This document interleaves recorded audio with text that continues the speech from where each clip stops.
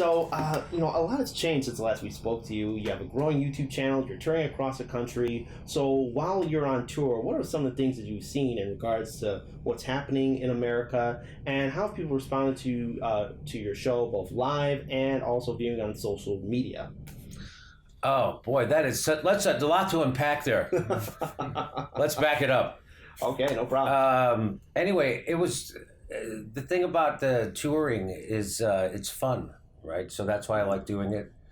And this is kind of our anniversary for my wife and I, right? So that's why it's like a special, so it makes it extra special to be in Chicago, to be able to play Thalia Hall, be able to celebrate our anniversary. So I got to, take her out to extra special dinner, stuff like that. We go to our favorite Italian restaurant, and so it's it's a fun celebration. I forget what your question was, but anyway, as I travel around, it's the same message, right? It's like the people who are ruling us are out of touch, right? I mean, Nancy Pelosi's 100 millionaire, and she got that way not by serving the people's interest. Right. And so it wasn't me who said. I think Truman said there's only the only kind of people get rich while in government are crooks. Mm-hmm. Well, that's just par for the course now, right? Yeah, they all get rich while they're in government, and right. Barack Obama's he's joining the 100 millionaire club, and his first couple of speeches when he left the presidency was for banks and make it at 400,000 a clip. Anyway, so that's the thing. But there's no opposition party, right? The opposition party is a part of the establishment. They are the elite. That's who they represent, and that's the problem. And that's why they can institute a healthcare plan while they have complete control of government, a healthcare plan that leaves out 30 million people, and they can pat themselves on the back for it. Like, what are you kidding me? The rest of the world figured this stuff out decades ago, and you guys come up with a plan that leaves out automatically 30 million people, and you're all from Harvard, and you're patting yourselves on the back? A dumb guy like me can see what the solution to that thing is, but it's, again, that you can't have the solution because of corruption, right? That's why we don't have it, right? Because the Democrats, when they had control of government, they're corrupt. And they had to do the bidding of Wall Street and the insurance companies, right? And that's exactly what they did. And they made the banks bigger, and they made the insurance companies richer and the big pharma richer. And they took us from 2 wars to 7. And now we're left with 80% of the country living paycheck to paycheck.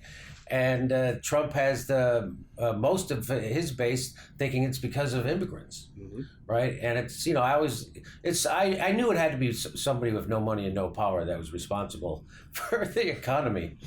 I knew it was. God damn! If there was only a way that billionaires could insulate themselves from the penniless, it would be. It's got to be.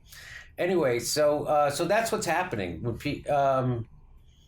And it's not stopping, right? We have again the media. It's so funny.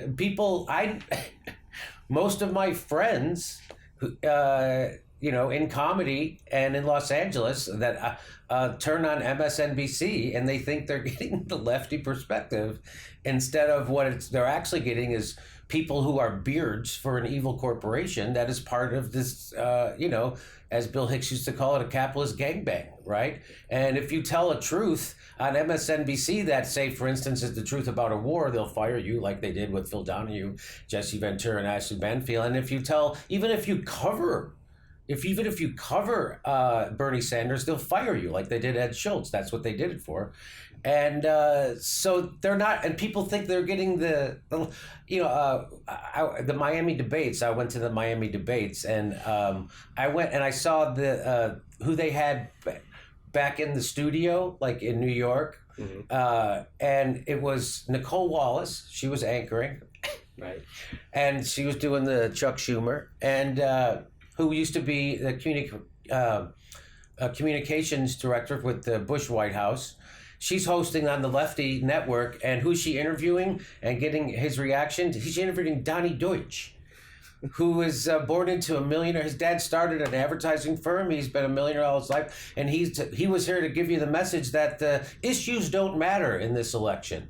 Right, but then he also went on to say that he would also consider supporting Trump until he was stopped by good old Joe. Right. Just right there in the middle. He was that close to repeating the truth. Yeah, he said if they nominate a socialist, he said I'm going to vote for Donald Trump. And then he was stopped by Joe. And then Joe Biden said, "No, you wouldn't. Joe Biden. You can't say that, Donnie, because that's our whole thing. We can't go around saying we're going to vote for Trump. We can't. You can't. That's what we do in private."